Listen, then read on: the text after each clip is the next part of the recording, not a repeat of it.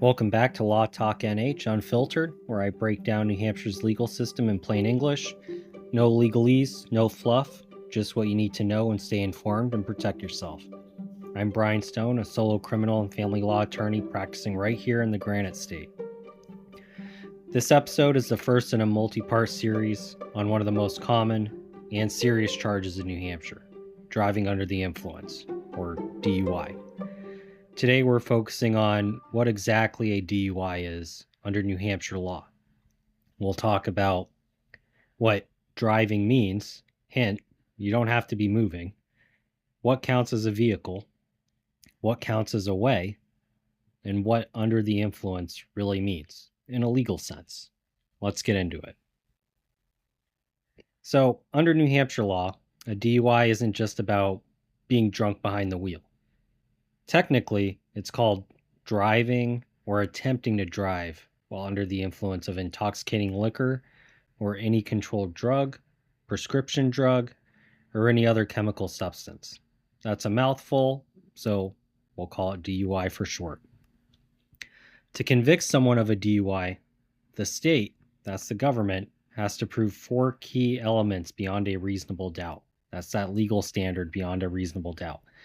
Think of elements as parts. All an element is parts of a crime. So the parts or elements in general of a DUI, the first part is the person drove. Second part, they drove a vehicle. Third part, on a way. That means some sort of road. 4, while under the influence. Okay, let's break these down. You might think drive means moving the car, but under New Hampshire law, that's not the full story. New Hampshire courts have interpreted drive to include not just physically moving the vehicle, but being in what's called actual physical control. If you're behind the wheel, keys in the ignition, maybe the engine's running, even if you're parked, that's driving. The state is going to argue that you're driving the vehicle. For example, here's a real case. In a case called State v. Willard, a guy was found asleep behind the wheel in a parking lot. The court said just being asleep isn't enough, of course, but if there's other additional evidence that you started the car yourself, like if you tell the police you started the car, or you tell them you're sleeping but you're intending to drive the car, and they're interacting with you thinking you're drunk, that can count. In another case, State v. Winstead, for example, a defendant testified he started the car before falling asleep. And that testimony, his own testimony in his own defense, thinking he was going to help himself out in court, is actually what ended up getting him convicted. So here's the takeaway. Even if you're not driving down the road, if you're in the driver's seat with the ability to operate the vehicle in the present time at that moment when law enforcement spots you or somebody else does and they report it to law enforcement, that might be enough. Let's talk about what a vehicle is for a DUI. It means any device that transports people or property. But of course, there are legal limits. So cars, trucks, motorcycles, obviously yes. Bicycles, not if it's self-propelled. Boats, yes. Even if the vehicle's inoperable. So, for example, let's say you're drunk, you're in a car, you're coasting the car down the hill, that counts as a DUI. One exception, like segways, they call them EPA MDs. These aren't vehicles under the DUI statute. Okay. But just being electric, that's not the definition. It's got to be something that qualifies as an EPA MD. That's usually something that doesn't exceed 20 miles per hour. So just be aware of that. I know those are becoming popular. But the bottom line in general, if it's got a motor and you can control it, it probably qualifies. The interesting thing for boats, it doesn't require a motor. If you're in a canoe drunk, you're For example, let's say you're paddling a canoe. That's a DUI. Let's talk about what a way is. Okay, here's where things get broader than you might expect. A way, for purposes of a DUI, is any public road, street, highway. Okay, that seems obvious. It also includes private roads open to the public. So think um, Walmart parking lot. Okay, campgrounds or private neighborhoods with shared roads. Those get into a gray area. If they're open to guests or the public, then that's probably going to qualify as a way. Okay, it would have to be something completely private. Um, you know, completely private, as in just for residents. Something gated off. That probably wouldn't qualify as a way. For example, in a state case called State v. Pike, court held that even a private road in a lakeside community could be a way for DUI purposes. And that was probably because it was open to the public, it wasn't gated. So yes, you can get a DUI in a parking lot.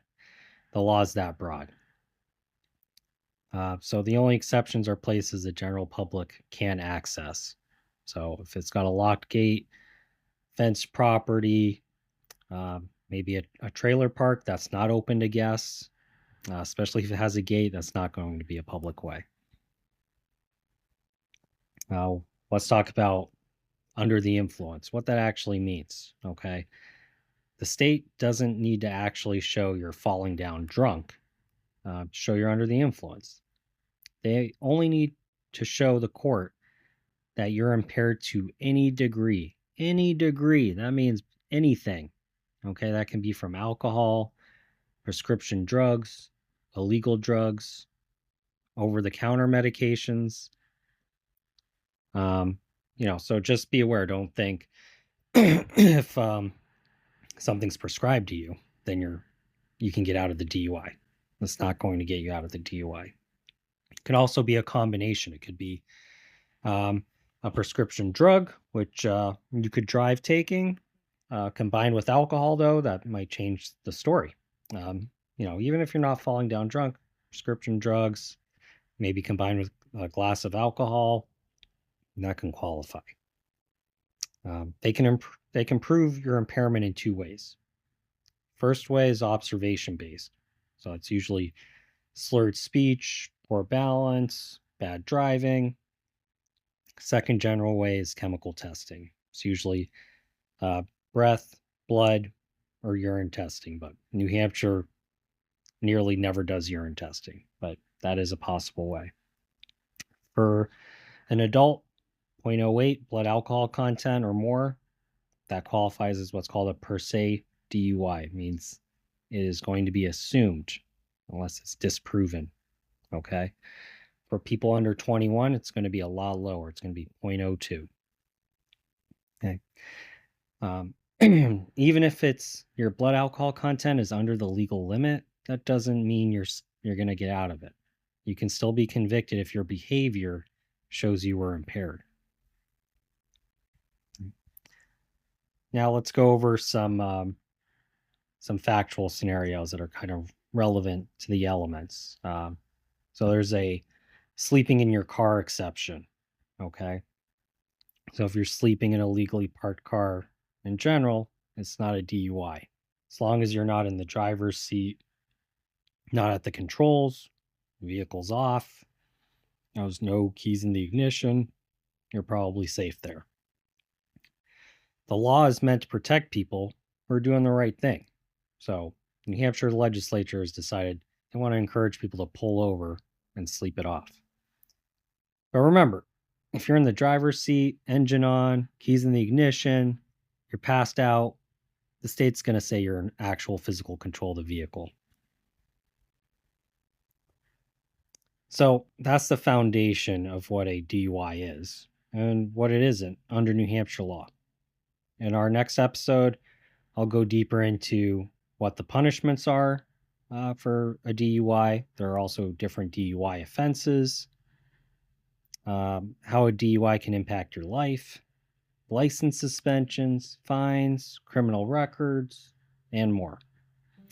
If you're dealing with a DUI charge or need legal advice, you can always reach out to me at Stone Law PLLC. I help good people get through these bad situations. All my contact is in the show notes. And if you found this helpful, follow the podcast, leave a review, share it with someone who could use it. This has been Law Talk NH Unfiltered. Thanks for listening, and I'll catch you in part 2.